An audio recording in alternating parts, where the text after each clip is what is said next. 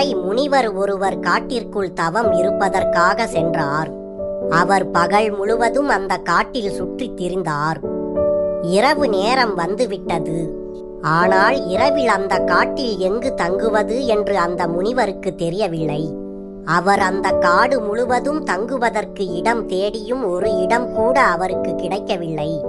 இறுதியாக அந்த முனிவர் ஒரு மலை பகுதியில் ஒரு குகையினை கண்டார்.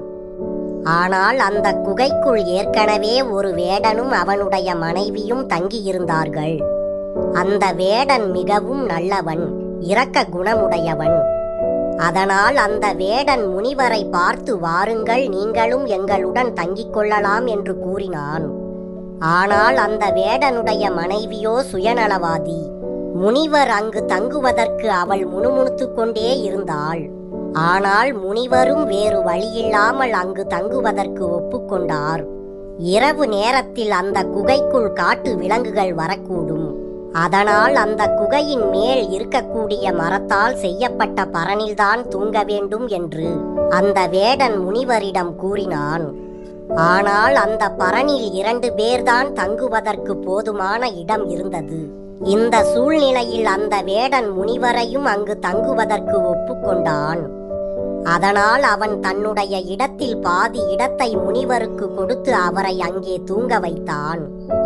தூங்குவதற்கு முன்பாக அந்த வேடன் முனிவர் பசியோடு இருப்பதை அறிந்து கொண்டான்.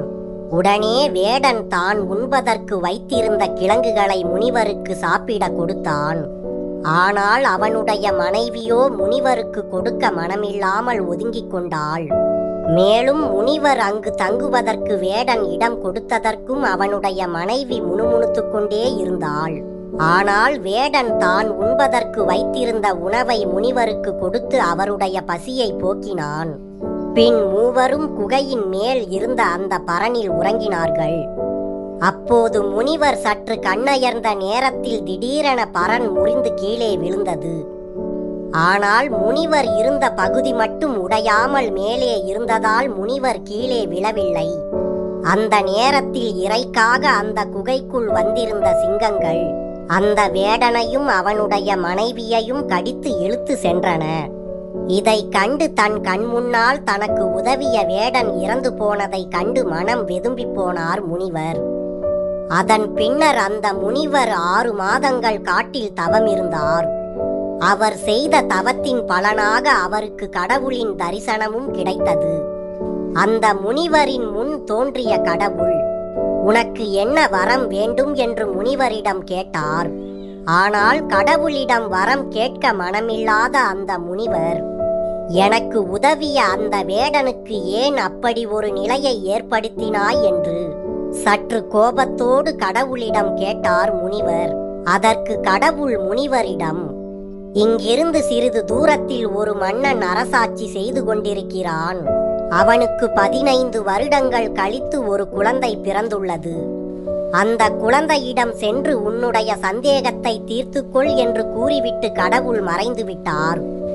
இப்போது கடவுள் சொன்னபடியே அந்த மன்னனின் அரண்மனையை அடைந்தார் முனிவர். முனிவரை கண்டு வரவேற்ற மன்னன் தன்னுடைய குழந்தையை முனிவரிடம் காட்டி ஆசி பெற விரும்பினான். அப்போது அந்த குழந்தையை கண்ட முனிவர் கடவுளிடம் கேட்ட அதே கேள்வியை அந்த குழந்தையிடம் கேட்டார். அதற்கு பிறந்து 6 மாதங்களே ஆன அந்த குழந்தை முனிவரிடம் கூறியது, முனிவரே, நான் தான் உமக்கு உதவிய அந்த வேடன். நான் உங்களுக்கு உணவு வழங்கியதால் எனக்கு இந்த மன்னனின் அரண்மனையில் பிறக்கும் நற்பேறு கிடைத்தது என்று அந்த முனிவரிடம் பதில் கூறியது குழந்தை. அந்த குழந்தை இவ்வாறு கூறியதை கேட்டு மகிழ்ச்சி அடைந்த முனிவர், அப்படியானால் உன் மனைவியின் நிலை என்ன என்று அந்த குழந்தையிடம் மேலும் கேட்டார். அதற்கு அந்த குழந்தை முனிவரிடம் கூறியது, பசியோடு இருப்பவருக்கு உணவளிக்க மறுத்ததால் என் மனைவி இங்கு இருந்து சற்று தொலைவில் இருக்கக்கூடிய சுடுகாட்டில் வெட்டியான் ஒருவன் வசிக்கிறான். அவன் வளர்க்கும் பன்றிக்கு 8வது குட்டியாக பிறந்திருக்கிறாள் என்றது.